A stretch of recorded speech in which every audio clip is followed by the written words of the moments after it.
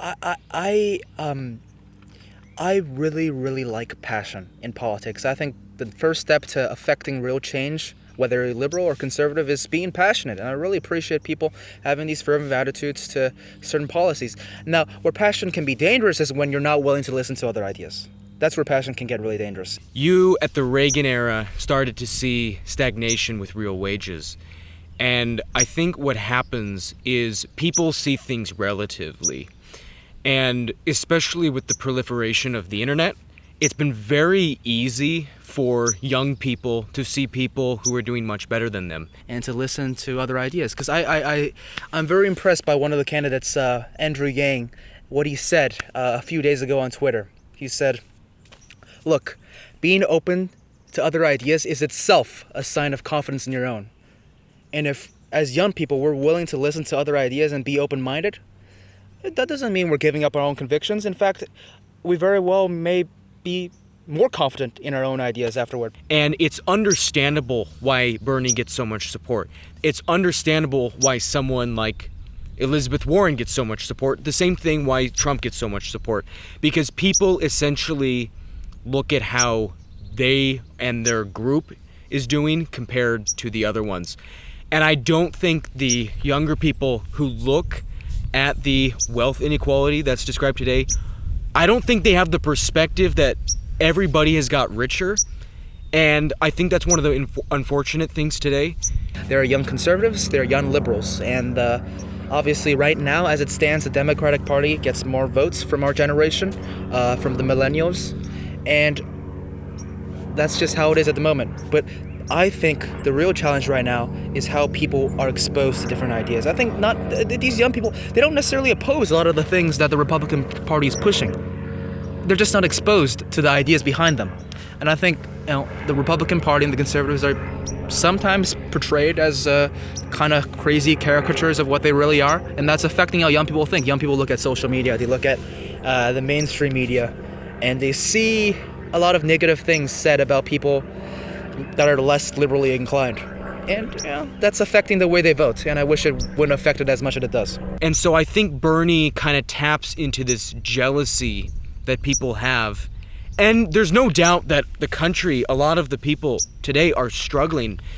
And of course, that's something that people of both parties want to fix. It's that people on the right tend to have a more libertarian, a more free market answer, and that if you help the people at the top, it will eventually somehow trickle down. And then people on the left believe, or they don't have faith in the people at the top to carry that out. So then they decide, okay, let's put government, let's intervene to some extent. Obviously that'll differ by how much. And from there, they will try to help the people at the bottom. Everybody's trying to get, for the most part, the same thing done. They just have very different interpretations and ideas of how to get there. Look, for a lot of American families, their life does not revolve around Washington, D.C. politics. And there are people, there are families, they want to live a happy life. They want their children to succeed. They want them to get a good education. And part of that requires political, action. Some of it is just, we want to have a happy family. Mm-hmm. And if we don't need to get into the cage, we won't. So if they see all the negativity and all the toxicity in this arena, they'll be, frankly, inclined to just not go inside that cage, as much at least. And they can vote, but they don't have to get on screen where they're pulling themselves out there and outing themselves. That's my view on it. But I know you're a moderate. You consider yourself in the middle. You have a lot of passionate positions. Some of your positions are controversial. So how do you reconcile having some controversial positions with being a moderate? I mean, I would say I really just don't really care what other people think. I mean, that's kind of a personality trait I've kind of built up. I mean, if someone has a problem with me, I mean, great, wonderful, go on your own merry way. And I know that's not the predominant kind of character trait of younger people. Younger people very much tend to be passionate towards others. Compassionate, I think, is the correct word to use. And so when I say something, what's disappointing for me, you might be able to say this, but I consider myself center left. I mean, I'd call myself a traditional liberal, and yet I say things that aren't in line with this kind of progressive kind of orthodoxy, and then I'm attacked, and I'm like, you're giving myself a terrible name. And of course, the same thing is true with people on the right. Sometimes I have right views, but they're not as right as some of the people that I've met. And so they are like, oh, come on, that's ridiculous, you're being soft or something. Yang has a pretty extraordinary following on the internet and social media compared to what he started at. And if you recall, Bernie Sanders, he started from that same kind of position. He was relatively unknown. I mean, he was a senator, but he was relatively unknown, and millennials hadn't really heard of him at the time. But he came out with some policies directed at producing real change and attacking the corporate class, the ruling class, and the DC corruption. And it really resonated with young people. I think Yang has a chance to really resonate with young people, and he hasn't really gotten the attention from the media yet to have a real impact that Sanders has. But he's in the race, and other people are in the race. Let's see what happens. And so what I see, I kind of view Trump as a wildfire, a forest fire. And as you know, in nature, forest fires are needed sometimes. They clean house in a way. And so my fear is that you're going to have the Democratic Party. What I saw at the debates were people who were just doubling down on the same reasons that Trump got elected in the first place. And the thing that I think is important is that you don't, by not alienating people in the middle, is because what you have to do to win an election, a national election, even a local one, you have to appeal to your base. And that will give them kind of the energy that from which they will come out to vote for you. Right. In addition to that, you need to acquire people in the middle, policy-wise, and then you need to. Sometimes people feel alienated with their parties. There was obviously the Never Trump Republicans, and then there were people who felt that the DNC had moved too far left for them.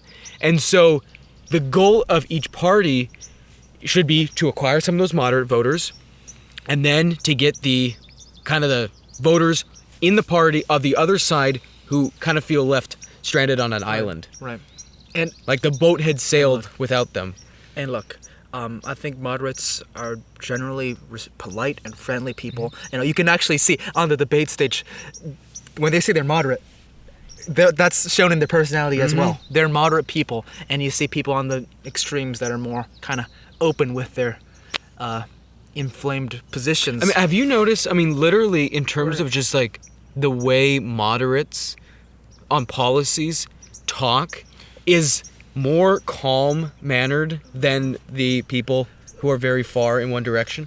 Right. I mean, that's a good thing about moderates. I would say this about the politicians that claim to be close to the middle. I'm not a big fan of Hillary Clinton. She branded herself as a center-left moderate. Actually, for me, in hindsight, if the nominee is not Yang or Gabbard, I would kill for Hillary to come back. In my opinion, if she had her policies in someone a little bit more energetic and a little bit more likable without the baggage, I think they would do. No, actually, you know what? They would have won 2016, but I don't know about 2020. That's an interesting position because that's the crux of our disagreement. And I think it's important to kind of talk about this because I think Hillary Clinton is crooked Hillary. I think she's in bed with Wall Street. She's changed the DC ruling class, the establishment. And I think, frankly, I don't want that in my politicians. I want to see heart. I actually disagree with Bernie Sanders on pretty much everything. I actually agree with him on something, surprisingly. I like his positions on trade and some of his other positions. I like his heart. I like he's standing out there. He's actually going to fight. And that's what I disagree with him on. Right. And I think sometimes passion that is misguided is worse than the status quo. I think what you've seen is that there's been such a backlash to Trump, and some of the Republican ideals that it has swung so far in the other direction. I think political correctness, I mean, if you ask even the average Democrat, they're not going to like it. And yet, I think what happens is that the Democratic candidates as a whole are seeing that kind of attitude as a virtue and not as something to kind of grow the divide. They don't understand that sort of mentality. There are a whole bunch of reasons why Trump got elected. And there are a whole bunch of reasons why it's understandable why the candidates are trying to fight that. But it seems very, very surface level for most of the candidates. And for me, when I see someone like Andrew Yang, Tulsi Gabbard, even Pete Buttigieg, who I don't obviously always agree with, I agree with him on some things. He's a very smart guy. But those three of the ones that are really in the spotlight now, I think have the best grip on how to bring the country forward. And I have seen a lot of negativity, and a lot of yelling. I like politics when there's not as much yelling. And what I mean by that is I like politics where people, at the very least, can acknowledge the intentions of the other side. And I'll give you one example. Guns, gun control, school safety. Those are issues that I would say are pretty prominently discussed issues right now. And the problem is people can't see past their own side. For example, like liberals, conservatives and NRA members, they care about school safety too. I mean, conservatives care about breathing clean air and having clean water too. Conservatives and liberals just disagree on how to achieve that. But what you really need to do is learn, at the very least, that the other side isn't your enemy. That's what I say. think of people in the center. I mean, some people say, oh, they just don't know. And there's a saying that the hottest places in hell are reserved for those who remain neutral in times where they should not be. I know that's not the direct phrase, but it's close to that. And I don't agree with that at all. If you talk with people across many walks of life, you'll understand that the vast, vast majority of them, they're good people. And so you understand, and I think this is something that comes with maturity, and this is what younger people, in my experience as a whole, do not understand, that there are two sides to a story. The Democratic kids are going to point stuff out, and they're going to be immune. They're not going to understand the other side. They're not going to even have a notion that there is another argument, another side to what they're saying. And the reverse is true on the right. If they are set in their ways and are not willing to hear out the other side, they do not know of a perspective that needs to be heard. I think both of us hope that this video has been informative. And, sometimes I think our perspective is not heard enough. People hear about young people talk about politics all the time, but it's sometimes very one-sided. And so, I don't like to prop myself up, but I do think I make a genuine effort to try to hear both sides. Right. And because I have experience with people from both sides, in my personal life, it allows me sometimes to see things that a lot of people who can't even understand. There are things that you don't know, and then there are things you don't know. And I think sometimes the political atmosphere today can be the latter. I would totally agree with that, Nick. We had a dialogue today, and I think we would both agree that we want to see more of these dialogues in our country today. It's very important for our democracy. Very important for our education, frankly. I mean, especially in college campuses, because, really, especially the ones that the privileged kids at elite colleges, a lot of them will be this new, ruling class. And so if they don't have the perspective that I think a lot of the older people today don't have, then you're going to run into even more problems than there are now. Absolutely right.